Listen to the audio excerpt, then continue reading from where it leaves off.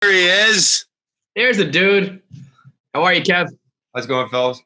We're doing all right, man. How about you? Getting through. It's early over there for you, huh? Yeah, what are you doing up right now?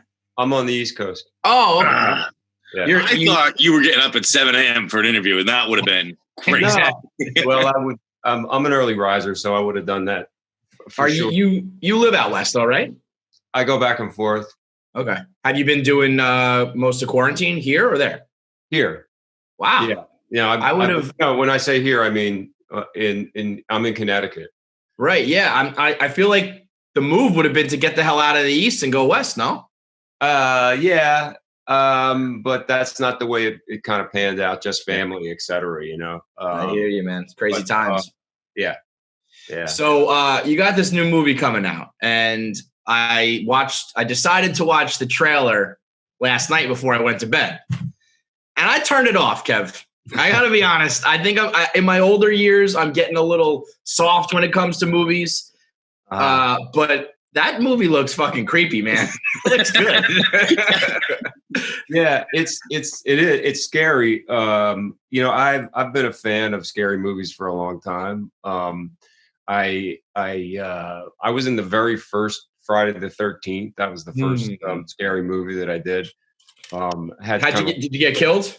Yeah, I had the classic. You know, that was one of those like slasher type movies. Not necessarily the kind of horror that I'm drawn to. You know, I'm more of like a Exorcist, Rosemary's Baby type horror guy. And but I had the classic horror movie Death, where I had sex with a girl and lit up a joint and that's perfect. That's like if you're gonna go. Yeah. This is not a bad way to go. Yeah. I mean, every time you see somebody do that, I mean, I think there was kind of like this idea with horror that maybe there was you had to put some strange moral kind of message in there about making that you're going to get your throat slit if you make the wrong choices. So I did that one, and then I was in Hollow Man and did a few other things. I mean, I like Stir of Echoes. I think is one of the most underrated movies ever. I love Stir of Echoes. Well, Stir of Echoes, I made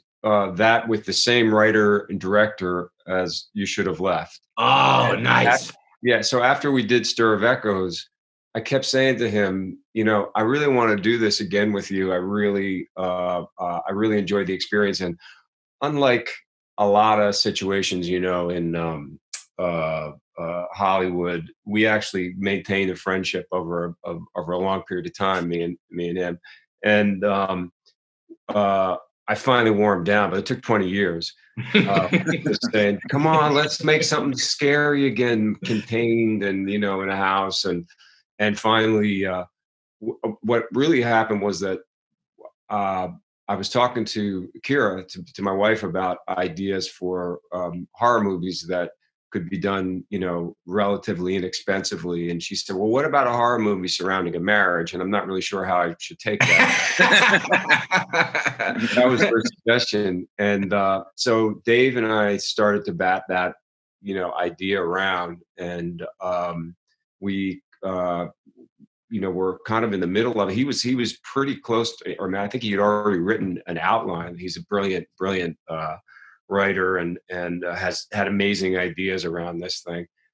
And I read this book randomly, which was a translation of a German novel called You Should Have Left.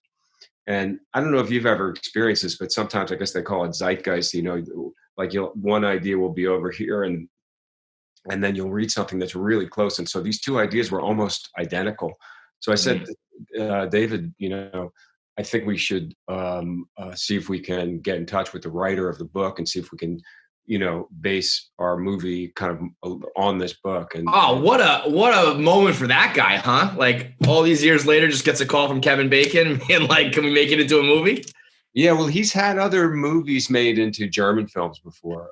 He's an excellent writer, and our movie is very different than the book of You Should Have Left, but I recommend the book as well. It's 100 pages, and so it kind of reads like, which is good for me because I'm not that's right up my alley. I'm not a reader.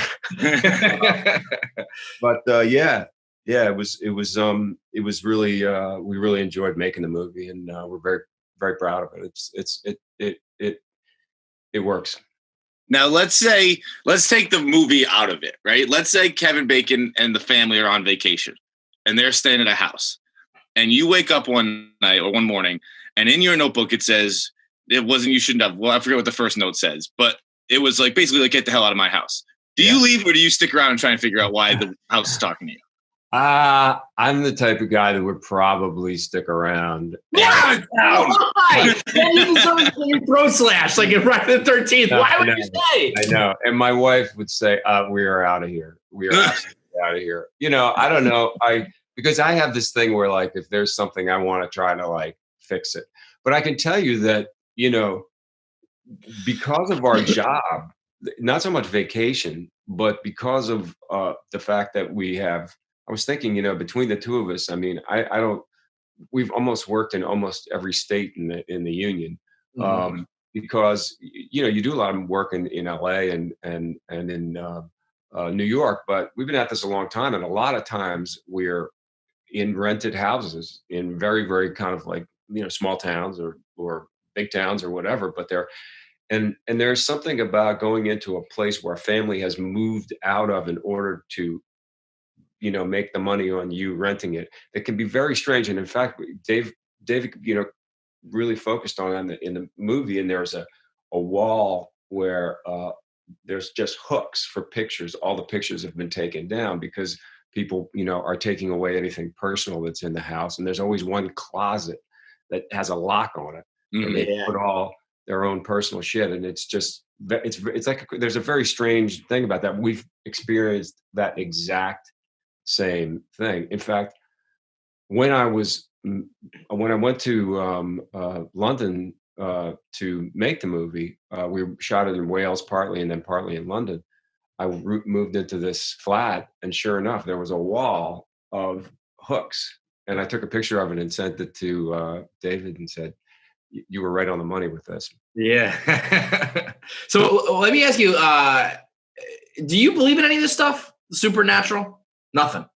No, I often say, because I've done a few different, ghosty type movies, Stir of Echoes being one of them. I'd love to see a ghost. I really would. I would love to have some kind of a supernatural, experience. It's never happened. I mean, it's not so much that I don't believe in it. Like I think people that have had, or believe in the occult or like to get their tarot cards read or whatever is stupid. I'm not. I don't have a real judgment about that. If it gives you some kind of peace or clarity, or you feel like you can speak to your loved ones, that I think that's cool. That it's just that it's never happened to me. Yeah, I mean, I've played with a Ouija board before, but what about aliens? You believe in aliens?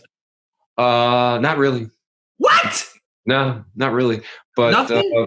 No, I don't think there's anything out there. It's not that I. It's just I just want to. I would just have to have some kind of a close encounter for me to go, oh yeah. But that being said, there's a lot of content, as you know, movies and all kinds of genres and television shows that are all kind of based on things that we can't explain, and I like them. I'm a fan of them. I find them interesting, and so maybe there's a part of me that kind of subconsciously is ready to accept something supernatural. I don't know. Kevin's met ghosts before. Yeah, I had a house. I don't live there anymore, but I had one night that like genuinely scared the shit out of me. Where, I mean, it was just absolutely footsteps going back and forth on an upstairs hallway, and wow. I checked the kids and I checked my wife at the time. Like everybody was in bed, everything was silent, and I remember laying in bed being like, what do I do? Like, do I call someone? Do I run, like grab them and run out of the house? Because it's kind of like the first question we asked you. It's like, do you really run out of this house because you're afraid of something silly or what? And I just sat there, and the morning came and nothing happened. But in the moment I was like, well, this is like what I always say in the movies. I'm not going to be the guy who just sits around and waits till he dies. Let's go. And then I just sat there. Yeah, that's the age-old question: who are you going to call, right? Right. So what have you been up to in quarantine, Kevin? Because I feel like everyone at the start of quarantine was like, I'm gonna learn guitar. I was gonna learn the ukulele, learn Spanish, read books. I feel like you do everything already. Like you had the Bacon Brothers just put out a new song, so your music got that box checked. You said you like to read, box checked. What do you do? What do you need to learn? Let's see. I think for right now, I think this is actually a great learning moment just to see the protests and I think the exposure that we have in a really deep way to how people are a lot of people are really hurting and really angry in this country, and I'm taking this as a learning, teachable moment. So that involves reading, writing, and mostly just listening. Listening to people, and I'm someone who spent a lot of my life honestly believing that I knew everything there was to know about everything. For whatever reason, I kind of came confidence. Yeah, I mean, nature or nurture, or maybe it's a way to mask a deeper insecurity. I don't really know. But when it came to acting, I felt like I knew everything. When it came to music, I felt like I knew everything. When it came to politics and history and race and all these kinds of things, and thinking of myself as an empathetic person and a woke person, a liberal person, and I think that I'm at a point in my life where I'm realizing that there's a lot of shit that I don't know. And there's a lot of shit that I can only pretend or hope to one day have an understanding of, or maybe never. And that there's a lot more that I can learn about the world, but also about things like acting. You know what I mean? I don't know everything. Like I don't know everything. And that's been a really interesting thing, especially during the coronavirus, to like be kind of confronted with that and head on in a way. But I have to say that, yes, I'm a worker. And so I get up really early and I start working at something. I mean, I just randomly, I'll be like, I found a kid's old broken down kid's drum set in the basement. And I'm like, I need to fix his drum set. So it's like completely falling apart, but I get a roll of duct tape and I spend like 2-3 hours down there, like using duct tape and I've lost a drum key. So I'm like with the needle nose pliers and I'm like taping and pasting, but I got it working and I played it for a little while and then I went upstairs. I mean, I have to be doing those types of things. Now, that being said, I think that, you're talking about the ukulele or talking about reading things. I think that we all put a lot of pressure on ourselves when this thing happened. This was a time when we were going to be like uber creative. And I think that what you can't really underestimate is that there's also a lot of stress that is surrounding this, and it's a deep, low level stress. And I think it's as inspiring to me as the protests are, it's also bringing up a lot of stuff, I think, for a lot of people, and as well as the coronavirus, as well as the news. And sometimes I just find myself just staring at the wall, and it's like I can't.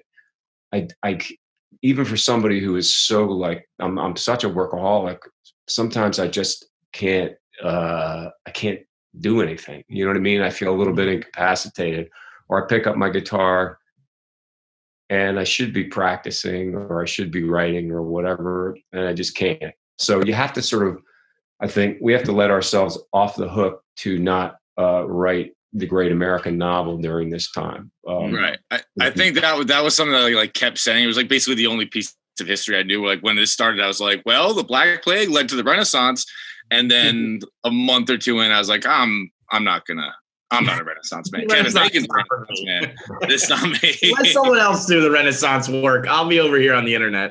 Yeah, I survive. And then that's like the tale I'll tell. Have you got out into the city at all, Kevin? Out in the city? Yeah. I was there because I came home to Massachusetts, so I went this weekend just to pick up some stuff, and it was very different. I felt like kind of separated from everything, just being in my parents' house, and getting out in the city for the first time Saturday and Sunday was like, that was the first time where it hit me really like, oh, we are living in a part of history right now. Like it was the vibe in the city was so very different. Everything boarded up and shit like that.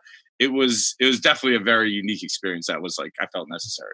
Yeah, I've talked to a lot of people that have had that same, kind of experience, going back and coming outdoors in the city. And listen, I mean, I've lived in New York since I was 17, and it's been a very, very important part of my life. And I dream of a day when it can, be back into its glory. And I don't know when that day will come. I've just recently read I'm in the middle of reading. It's very long protocol for how we might get back to work in my industry, in television film industry, and it's a pretty overwhelming kind of thing to get your head around. Yeah, I'm sure it's not easy considering like how big of a production these productions are. How do you do it with all these? We just saw an article about a week ago that said they're going to start either writing it out altogether or doing CGI for any sex scenes. I mean, is that something that, like, as an actor, are you guys like that ruins it, or it doesn't matter to you, or let's those scenes are awkward anyway, let's get rid of them? I don't know how you do that. I mean, I suppose if the other day I was picturing like you a lot of times you use green screen. Obviously, they can put things not for sex scenes, but I mean, I picture that that you'd be rolling around with like an inflatable green doll, with somebody. It's a pretty horrific concept. So I don't know. I don't know. Would you rather do something like that, or have a writer be like, we're just going to get rid of any like intimate scenes and there'll be like no romance or no like passion in this movie? That's a really good question. Even a world, I think it would depend. I mean, I think it would depend. I think that I just watched this show called Normal People, which was clearly done before the virus. It's a fantastic show. Yeah, unbelievable show. It's so good, and it's so well acted, and there's a lot of intimacy in it, and it's handled extremely well, I think, like and feels very, very, very real. And you look at something like that and you think it would really kind of be a tragedy. I mean, how could you make that show without Right. that piece of it? I mean, I think you could try, but it would be hard. So I'm not sure. I mean, I think that there's a lot of mystery to how life is going to start to, find some normalcy from this point on. But I know that I love content. I love to act. I love to. I'm a real consumer of the films and of television, and I think that in times like this of not only of tragedy like the coronavirus, but also of big cultural change and revolutionary thought. These times need to be commented upon by the people that make art, and I'd like to think that not all the time, but some of the time, I'm involved in making some kind of art, and I hope that we can find a way to get back to being able to do that. I also think that people are going to be hungry for content. I don't know about you. It seemed like 2 months ago, the list of things that I wanted to watch was huge. Yeah, not so much anymore. Starting to chip away at it, Yep. and you starting to like dip into Real Housewives of Beverly Hills or something like that. You know what I mean? It's like things that you wouldn't necessarily be drawn to. Do you think that this You Should Have Left comes out on video on demand? Do you think that this will be the future forever, even when theaters come back, that movies will largely go to video on demand? Well, I think that again, I mean, I love the live movie going experience, and I would hate to see that go away forever. That's what I became when I became an actor. Like that was it. We used to go to the for the really important movies that would come out, Star Wars or Apocalypse Now. There was the state of the art theater was on 54th Street at Ziegfeld, and it had the amazing surround sound for the first time. And I remember the first time that I was sitting in the theater and heard the choppers coming over my head for Apocalypse Now, and I was like turning around, like, "Holy shit, this is amazing!" And to go into a dark room with a bunch of strangers and to have a shared experience with a piece of content like that, that's that's movies to me, and I would hate to see that go away completely. I think it can be both though, right? I mean, like I love that experience too, but I just had two small kids the past few years. I didn't get out much, and I would have paid, full price and probably a premium on top of it to just have it right to my house. So Yeah, I don't see why it can't be both. I agree. I think it can be both, and I think for the time being, with You Should Have Left, we had always planned on it being a video on demand release.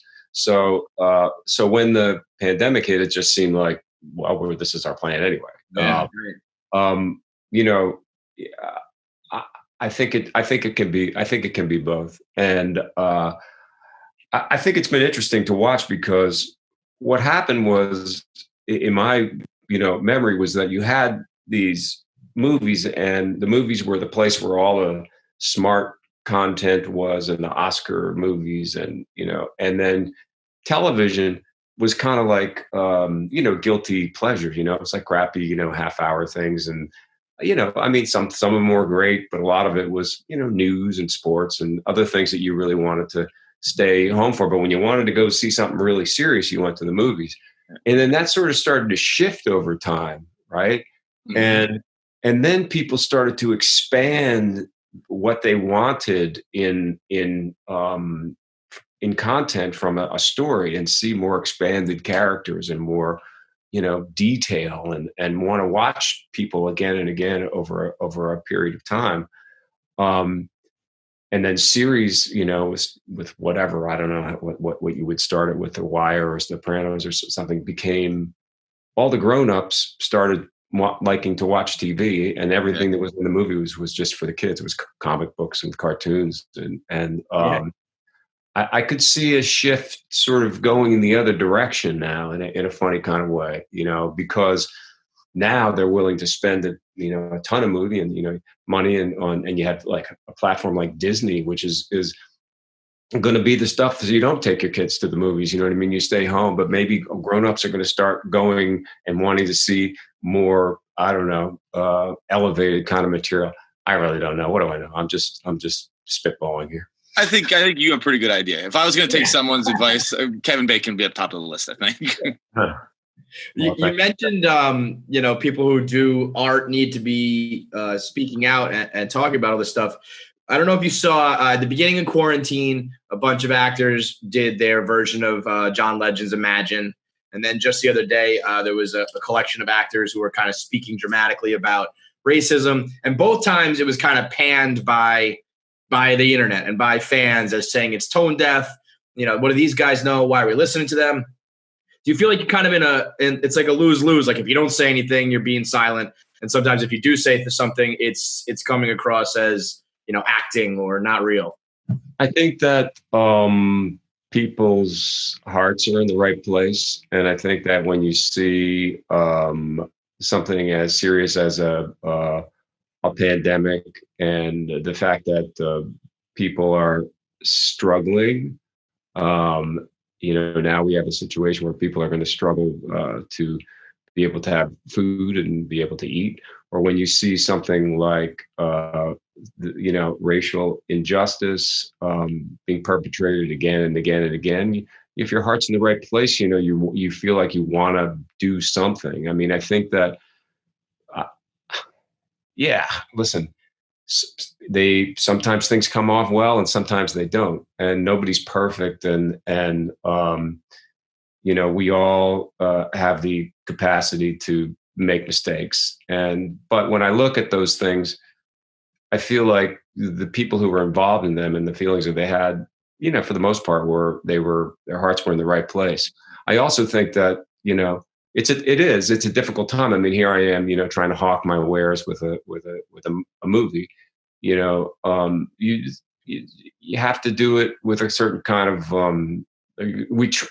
let's put it this way: you don't have to. I'm going to try to do it with a certain kind of sensitivity to what's happening in the world, and finding that balance is not an easy thing to do. And it's not, but like you just did it perfectly 10 minutes ago. You said, I thought I used to know everything, and now I'm learning I don't, and I'm just kind of listening and trying to be better about it. I mean, that was so genuine and real and honest, and I believe it. And why does it have to be a video and black and white and music? It's like, just do what Kevin just did. It sounded great. I hear you about that, but I also think that, just like everybody else, I'm a heartbeat away from, whatever, saying something stupid or so, I think it's tricky. I also think that, you have to keep in mind when you are people who are used to being out there and in the public eye, this is something that they're, this is this kind of bizarre life that we lead, right? Where what we say takes on either an import that maybe doesn't necessarily need to have so much, and the haters are going to hate. So, amen, man. I hear that. Well, listen, thank you for the time as always. New movie You Should Have Left is out on June 18th. And has one of the best hooks in the trailer I've ever seen. I don't know what you did, but I want to know so bad. Yeah. When Amanda says, the jury said he didn't do it, but some people don't like him, I was like, oh baby, let's go. Yeah, there's actually a lot of there's a lot of good surprises. So I think there's things that sometimes you cut a trailer and you go, well, they just showed me the whole movie. But we didn't show you the whole movie. No. Nice. Well, it's available on demand everywhere, so you don't have to go anywhere. You can watch it at home. Stay safe and check out Kevin Bacon's new movie, You Should Have Left, June 18th. Thank you, sir, as always. Really appreciate it. Thank you, fellas. Good to see you. Thanks, Kev. Great to see you. Bye.